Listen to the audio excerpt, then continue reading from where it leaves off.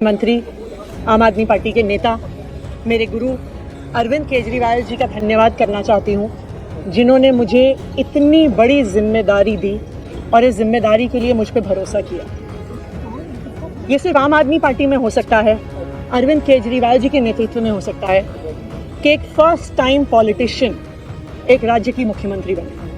मैं एक सामान्य परिवार से आती हूँ, शायद किसी और पार्टी में होती तो चुनाव की टिकट भी नहीं मिलती, लेकिन अरविंद केजरीवाल जी ने मुझ पर भरोसा किया, मुझे विधायक बनाया, मुझे मंत्री बनाया और आज मुख्यमंत्री बनने की जिम्मेदारी दी है। मैं खुश हूँ कि अरविंद केजरीवाल जी ने मुझ पर इतना भरोसा किया है, लेकिन जितना सुख आज मेरे मन में है, आज उससे बहुत ज़्यादा दुख भी मेरे मन में है। दुख इसलिए कि दिल्ली के लोकप्रिय मुख्यमंत्री मेरे बड़े भाई अरविंद केजरीवाल जी आज इस्तीफा दे रहे हैं। मैं आज ये ज़रूर कहना चाहती हूँ आम आदमी पार्टी के सभी विधायकों की तरफ से, दिल्ली की 2 करोड़ जनता की तरफ से, कि दिल्ली का एक ही मुख्यमंत्री है और उस मुख्यमंत्री का नाम अरविंद केजरीवाल है।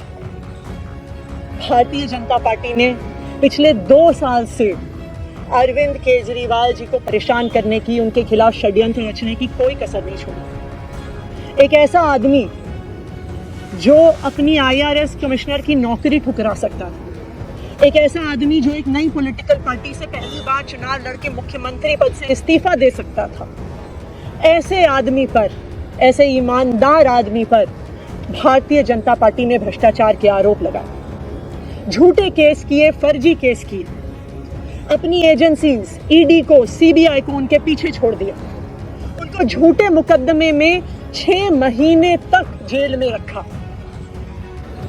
आखिरकार सुप्रीम कोर्ट ने उन्हें जमानत दी, और सुप्रीम कोर्ट ने सिर्फ उनको जमानत नहीं दी, सुप्रीम कोर्ट ने केंद्र सरकार के मुंह पे तमाचा मारा, उनकी एजेंसीज के मुंह पे तमाचा मारा। उन्हें कहा कि इनकी एजेंसीज, केंद्र सरकार की एजेंसीज एक पिंजरे में कैद तोते की तरह हैं और अरविंद केजरीवाल जी की गिरफ्तारी गलत थी। अगर अरविंद केजरीवाल जी की जगह कोई और मुख्यमंत्री होता, कोई और नेता होता, तो वो 2 मिनट नहीं सोचता मुख्यमंत्री की कुर्सी पे बैठने के बारे में। लेकिन अरविंद केजरीवाल जी ने वो किया जो आज तक इस देश का इतिहास तो छोड़िए, शायद दुनिया के इतिहास में किसी नेता ने ना किया हो। उन्होंने कहा कि मेरे लिए सिर्फ सुप्रीम कोर्ट का फैसला काफी नहीं है, मैं जनता की अदालत में जाऊंगा। जब दिल्ली की जनता मुझे कहेगी कि हम तुम्हें मुख्यमंत्री के रूप में देखना चाहते हैं, जब दिल्ली की जनता कहेगी कि तुम ईमानदार हो, तब मैं मुख्यमंत्री की कुर्सी पे बैठूंगा। मुझे नहीं लगता कि हमें लोकतंत्र के इतिहास में ऐसा कोई त्याग का उदाहरण मिलेगा जो आज अरविंद केजरीवाल जी ने देश के सामने रखा। दिल्ली भर में लोग बहुत दुखी हैं अरविंद केजरीवाल जी के इस्तीफे से। कल शाम मुझे एक बुजुर्ग महिला मिली, जब उन्हें खबर मिली थी कि अरविंद केजरीवाल जी ने इस्तीफा दे दिया है, वो रोने लग गई। उन्होंने कहा कि वो मेरे बेटे की तरह है, उसको इतना परेशान किया है, उसको इतना परेशान किया, उस पर झूठे केस लगाए। और उन बुजुर्ग महिला ने कहा कि मैं घर घर जाऊंगी, मैं घर घर जाके लोगों को कहूंगी कि मुझे अपने बेटे को ही मुख्यमंत्री बनाना है। तो आज सभी दिल्ली वाले ये प्रण ले रहे हैं, सभी दिल्ली वाले इतने गुस्सा हैं, भारतीय जनता पार्टी के षड्यंत्र से नाराज हैं और अपने बेटे, अपने भाई अरविंद केजरीवाल जी को फिर से दिल्ली का मुख्यमंत्री देखना चाहते हैं। क्यों देखना चाहते हैं दिल्ली वाले अरविंद केजरीवाल जी को फिर से मुख्यमंत्री? क्योंकि उन्हें पता है कि अरविंद केजरीवाल ही ऐसे ईमानदार मुख्यमंत्री हैं जिनकी वजह से उन्हें फ्री बिजली मिली। उन्हें पता है कि अगर अरविंद केजरीवाल जैसे ईमानदार व्यक्ति मुख्यमंत्री नहीं रहे तो उनको फ्री बिजली मिलनी बंद हो जाएगी।